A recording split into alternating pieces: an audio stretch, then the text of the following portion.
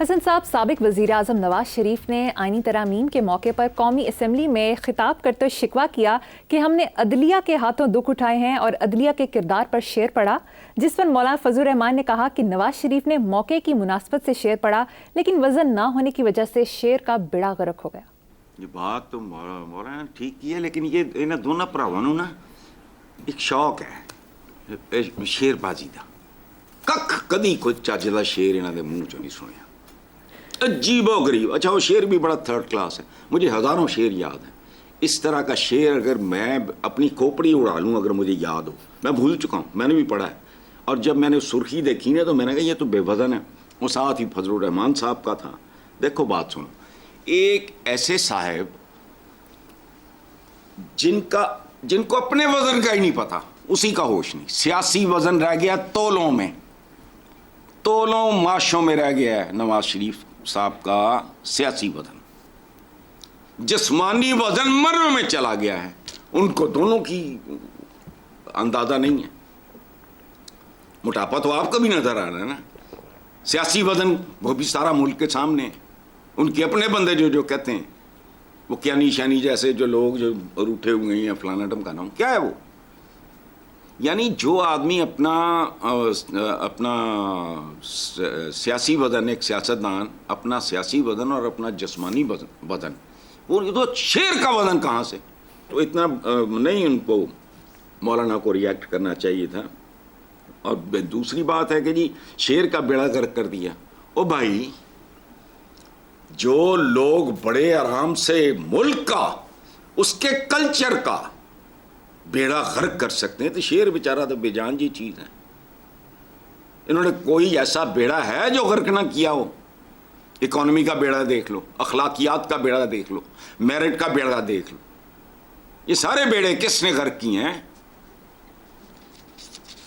چلیں، لیکن بہرحال فضل الرحمان صاحب شرارتی ہیں، نوٹی اولڈ مین، لیکن بات انہوں نے صحیح کی ہے۔ اور خوشی مجھے اس بات کی ہوئی ہے کہ مولانا ہونے کے باوجود ان کو وزن وغیرہ کا پتہ ہے۔ بالکل۔ نیکسٹ خبر حسن صاحب، اخباری خبر کے مطابق 26ویں آئینی ترمیم منظور ہوتے ہی اہم شخصیات بیرون ملک روانہ ہونا شروع ہو گئی ہیں، ایسا کیوں ہے؟ ساڈا چڑیاں دا چمبا ہے، باؤ اساں اڈ جانا، واہ، اپنی اپنی بولیاں بول کے، اپنی اپنی وارداتیں کر کے اپنے اپنے اصلی وطنوں کی طرف لوٹ جائیں گے۔ دیکھو بات سنو، اگر میں وطن فروش ہوں اور اس کے مفادات سے کھلواڑ کر کے میں باہر ایک نئے وطن کی تلاش میں ہوں، تو وہی میرا وطن ہے۔ یہ علیحدہ بات ہے کہ وہاں میرے وہ پوتوں پڑپوتوں کے ساتھ کیا ہوگا، وہ بات کی بات ہے۔ لیکن جہاں جس کا گھر ہے اور لاڈلا گھر ہے، وہی اس کا وطن ہے۔ میں پہلے اپنے بارے میں کہہ چکا ہوں کہ دھوبی کے کتے والی حالت ہے، میرے لیے کوئی پرابلم نہیں ہے۔ کبھی کچھ سوچتا ہوں، کبھی کچھ سوچتا ہوں، اور اب سوچا ہے کہ یار بچوں کو، فیملی کو بھیج دوں، خود نہ جاؤں۔ کیوں؟ میں کیمپس کی نہر کے ساتھ بندھا ہوا ہوں، میں وہ جانور ہوں جو کیمپس کی نہر کے کنارے لگے درختوں کے ساتھ بندھا ہوا ہے۔ ایز این آنر اسٹوڈنٹ 5 سال گزارے ہاسٹل نمبر 1 میں، دل کو ہاتھ پڑتا ہے، لیکن نہیں، ان لوگوں کا کچھ بھی نہیں ہوتا۔ جتھے دیکھی توا پرات، اوتھے نچن ساری رات، باقی چھوڑو، ڈھونگ ہے سارا، وہ نکل جائیں گے۔ اللہ کرے یہ مستقل ہی جان چھوڑ جائیں۔ چج دا ایک بندہ ساڑے نصیب وچ نہیں ہے ہن تک، پتہ نہیں کمال ہے بس۔ جی آگے چلتے ہیں۔ مشیر سیاسی امور رانا ثناءاللہ نے کہا ہے کہ عدلیہ کے معاملے میں اب چین ہی لکھا جائے گا، کیا کہیں گے اس پہ؟ ویسے میرا ذاتی خیال ہے نون لیگ ہی سب سے زیادہ بے چین ہوگی۔ پتہ کچھ نہیں ہوتا بھائی زندگی میں، بعض اوقات دیکھو بات سنو، تو میں ایک مثال دوں، پتہ نہیں میں سمجھا پاؤں گا یا نہیں۔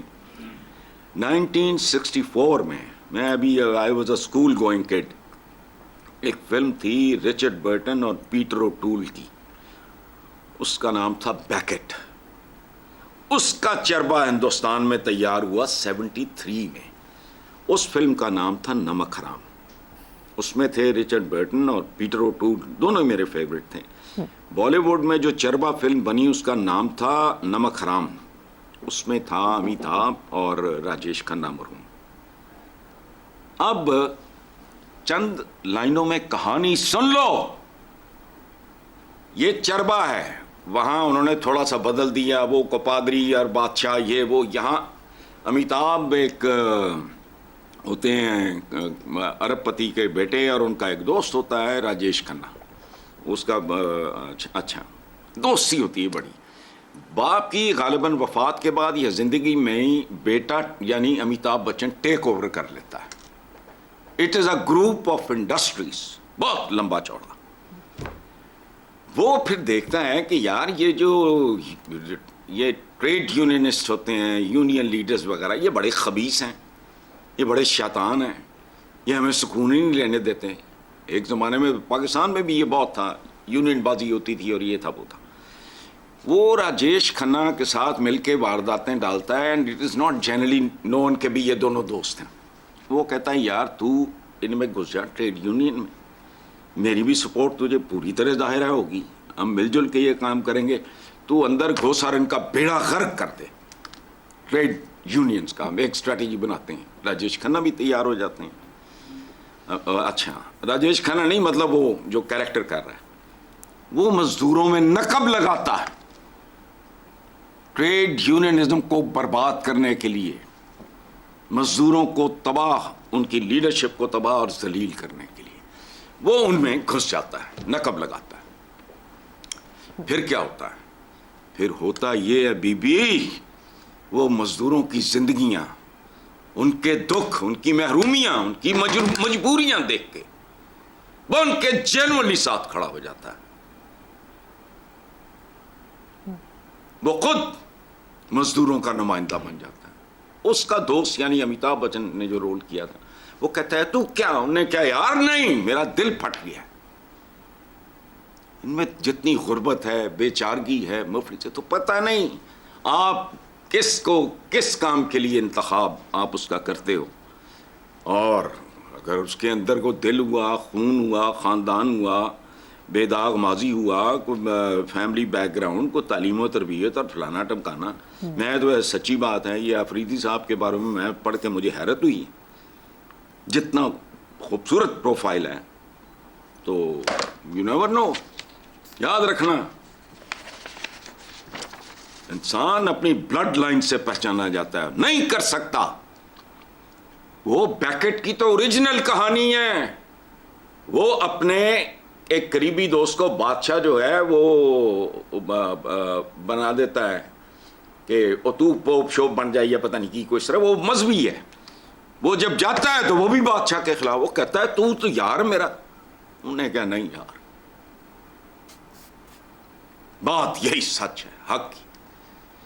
اور اس کے بعد اس اپنے دوست کو مرواتا ہے, اور پھر اس کی ہر برسی پہ اس کی قبر پہ لیٹ کے کوڑے کھاتا ہے. انسان انپریڈکٹیبل ہے. ہمارے یہاں کم پیدا ہوتے ہیں, ہم کروڑوں میں چند لاکھ ہی انسان ہوں گے, باقی آدمی ہیں. ہم قومیں سپیریئر وہ ہوتی ہیں جہاں انسان زیادہ آدمی کم ہو. ہم آدمی زیادہ انسان کم, لیکن کو پتہ تھوڑی ہے. چلو یہ تو اوپر والے کے فیصلے ہوتے ہیں, اللہ جانے کون کب کیا کر دے. حسن صاحب, اخباری رپورٹ کے مطابق موجودہ وفاقی حکومت نے ابتدائی 6 ماہ میں قرضوں میں نگرانوں کو بہت پیچھے چھوڑ دیا ہے.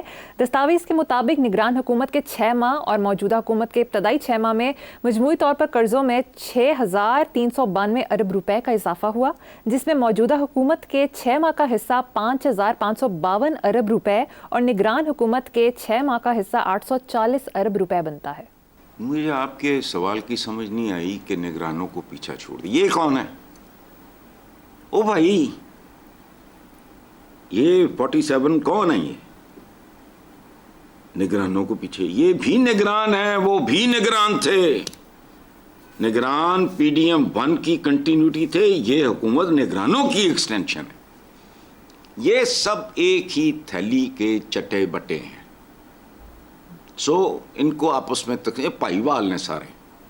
یہ آپ کہتے ہیں بڑا مشہور, منو بھائی کو بہت پسند تھا یہ, Nattha Singh and Prem Singh one and the same thing. مطلب کیا ہے اس کا؟ ایک ہوتا ہے 2 امیدوار ہوتے ہیں ہیروئن کے ہماری موویز میں. ایک گانے گونے گا کے اسے حاصل کرنا چاہتا ہے, دوسرا سیدھا ہی جفا مار کے چک کے لے جاتا ہے. وہ اس طرح حاصل کرنا چاہتا ہے. واردات ایک ہی ہے, ٹارگیٹ ایک ہی ہے. کوئی نتھا سنگھ ہے ان میں, کوئی پریم سنگھ ہے, کوئی گانے گا کے پٹا رہا ہے, کوئی چک کے لے جا رہا ہے, بس ختم. زبردست بات ہے حسن صاحب.